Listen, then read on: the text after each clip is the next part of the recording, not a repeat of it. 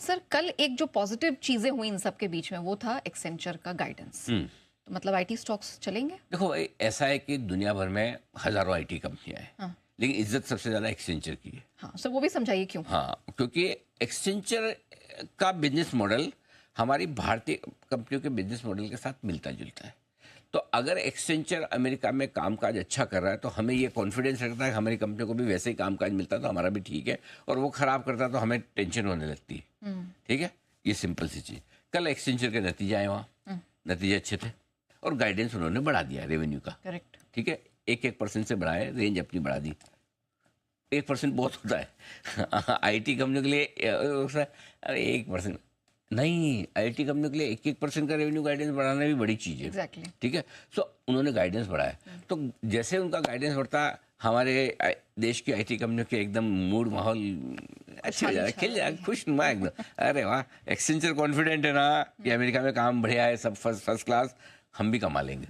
Okay. तो ये कल जो आया, तो एक्सेंचर का गाइडेंस बढ़ाना हमारी भारतीय कंपनियों के लिए पॉजिटिव है। अब पॉजिटिव कितना, हाँ। और आपको आईटी शेयर में क्या करना है, दोनों चीजें। यस। पॉजिटिव कितना, सेंटीमेंट के लिहाज से पॉजिटिव है, बिल्कुल है। बिजनेस के लिहाज से पॉजिटिव है, बिल्कुल है। खरीदना है, अब डर लगता है, खरीदने के नाम से डर लगता है ना आजकल। लेकिन देखिए, हम पिछले साल नवरात्रि पे, इस साल ले लिए, हम आईटी शेयर में बहुत बुलिश हुए। हमने कहा आईटी शेयर जोर से भागेंगे, और वहां से मतलब 52 वीक लो से लाइफ हाई पे आ गया आईटी शेयर। करेक्ट। अच्छे दौड़े। करेक्ट। हमें अभी भी तेजी लगती है, लेकिन बड़े गैप से खुलेगा तो हम नहीं लेंगे। नहीं लेंगे ना, अगर 2-3% खुल गए ऊपर तो नहीं लेना। ओके। क्यों? क्योंकि देखिए, ठीक है, सब बढ़िया है, लेकिन भाव से लीजिए, लेवल से लीजिए, क्योंकि ये मार्केट आपको मौका दे रहा है कि ऐसे मुझे 3% ऊपर अगर आपने टीसीएस नहीं लिया आज, अगर गैप से खुल जाए, समझो, मान लो एग्जाम्पल, तो क्या नहीं मिलेगा? नहीं, कोई दिक्कत नहीं। हाँ, मिल जाएगा। सो वही वाली बात है। सो आपको लेना है, लेकिन खरीदारी भी होगी।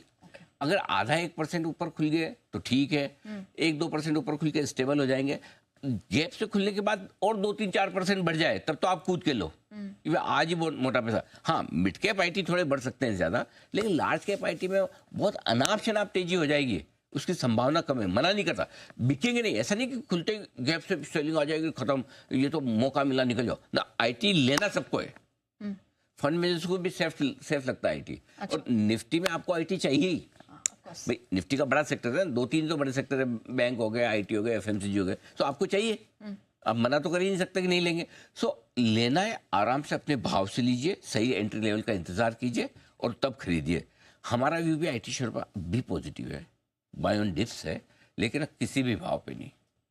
अब आप ये कहेंगे, आप ये भी बोल रहे लो और आप ये भी बोल रहे कि मत लो। नहीं, मैं कह रहा हूँ लो, और मैं ये नहीं कह रहा मत लो, लेकिन अगर अच्छी एंट्री पॉइंट मिले तो लो। आज का आज लेना कौन सा जरूरी है कि भाई घर से कसम ही खा के निकलेगा, आज एक्सचेंजर ने बोला इसलिए आईटी शेयर खरीदूंगा। हड़बड़ी नहीं करनी। हड़बड़ी नहीं की है। जहाँ और थोड़ी सी देर देख लीजिए, क्या एफआई बैंक बेच के आईटी लेने आ गए, उन्हें भी वॉच करना है ना।